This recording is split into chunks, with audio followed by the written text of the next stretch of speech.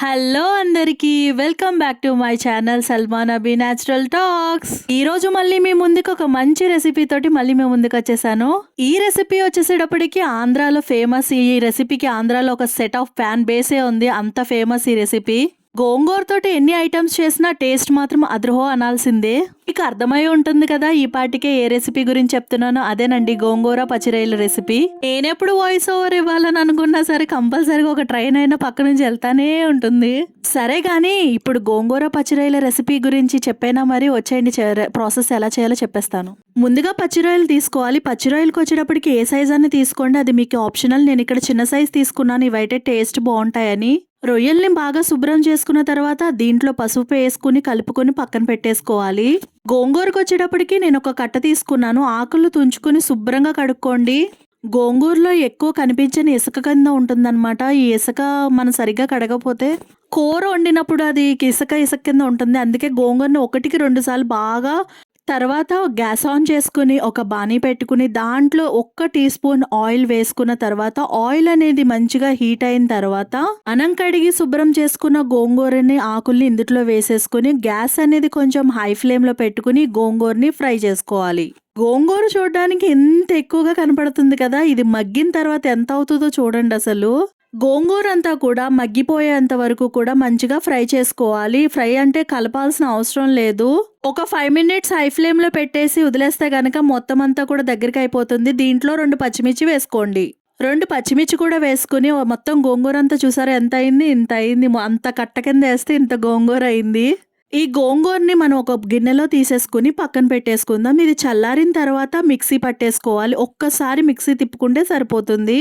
అదే బాణీలో కొంచెం ఆయిల్ వేసుకుని ఆయిల్ అనేది మంచిగా హీట్ అయిన తర్వాత మనం ముందుగానే పసుపు కలిపి పెట్టుకున్న రొయ్యల్ని ఇందులో వేసేసుకుని ఈ రొయ్యల నుంచి వాటర్ అంతా పోయేంత వరకు కూడా మంచిగా ఫ్రై చేసుకోవాలి. ఇలా ఫ్రై చేయడం వల్ల రొయ్యలు అనేవి నీచు వాసన పోతాయి. గోంగూర కర్రీలో మంచి టేస్ట్ కూడా వస్తాయి అన్నమాట. ముందే వీటిని ఆగిలి కింద చేసేసుకోవాలి. ఇలాగా రొయ్యల్ని మంచిగా మిక్స్ చేసుకున్న తర్వాత లిడ్ అనేది క్లోజ్ చేసేసి హై ఫ్లేమ్ లో పెట్టుకుని ఒకసారి ఫ్రై చేసేసుకుంటే గనక ఈ రొయ్యల నుంచి వాటర్ అనేది రిలీజ్ అవుతుంది అనమాట.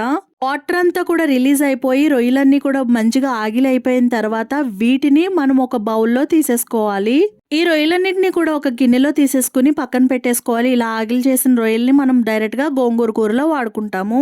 ఆగిలే చేయాలా, డైరెక్ట్ గా వేయకూడదా అంటే గోంగూరలో ఇలా డైరెక్ట్ గా రొయ్యలు వేసేస్తే రొయ్యల నుండి వచ్చే నీచు వాసన అలాగే రొయ్యల్లో ఉండే వాటర్ వల్ల టేస్ట్ బాగోదు. ఇప్పుడు అందుకే నేను ఏం చేస్తున్నానంటే మంచిగా ఆగిలి పట్టించి పక్కన పెట్టుకున్నాను. ఇప్పుడు అదే బాణీలో కొంచెం ఆయిల్ వేసుకోవాలి.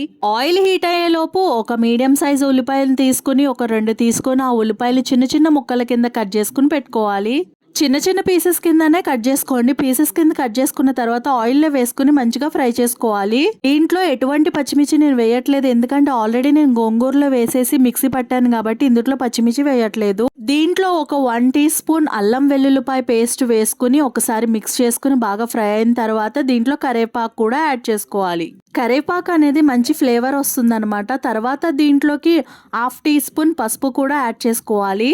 1/2 టీ స్పూన్ పసుపు వేసుకున్న తర్వాత దీంట్లో టేస్ట్ కి సరిపడినంత సాల్ట్ కూడా వేసుకోవాలి. గోంగూర పుల్లగా ఉంటుంది కాబట్టి సాల్ట్ కొంచెం ఎక్కువే పడుతుంది, చూసుకుని వేసుకోండి. అలాగే దీంట్లోకి రుచికి సరిపడినంత కారం కూడా వేసుకోవాలి. కారంకి వచ్చేటప్పటికి నేను 1.5 టీ స్పూన్ కారం వేసుకున్నాను. అంటే కొంచెం స్పైసీగా ఉంటుంది అనేసి నేను 1.5 టీ స్పూన్ కారం యాడ్ చేసుకున్నా. కారం ఇవన్నీ వేసుకున్న మాడకుండా అడగంటకుండా మంచిగా మిక్స్ చేసుకున్న తర్వాత దీంట్లోకి గరం మసాలా కూడా యాడ్ చేసుకోవాలి. ఇందులో పచ్చి మసాలా వేయకండి, ఇది పొడి మసాలా ఉంటుంది కదా. అందరి ఇంట్లోని గరం మసాలా పౌడర్స్ ఉంటాయి కదా, ఆ గరం మసాలా పౌడర్ వేసుకోండి. నాకు ఇన్స్టెంట్ గా గరం మసాలా పౌడర్ ఇంట్లో ఉంటే ఆ మసాలా పౌడర్ వేసుకున్నాను. అలాగే దీంట్లోకి 1 టీ స్పూన్ ధనియాల పౌడర్ కూడా యాడ్ చేసుకున్న తర్వాత ఇవన్నీ కూడా మిక్స్ అయ్యేలాగా మంచిగా కలుపుకోవాలి.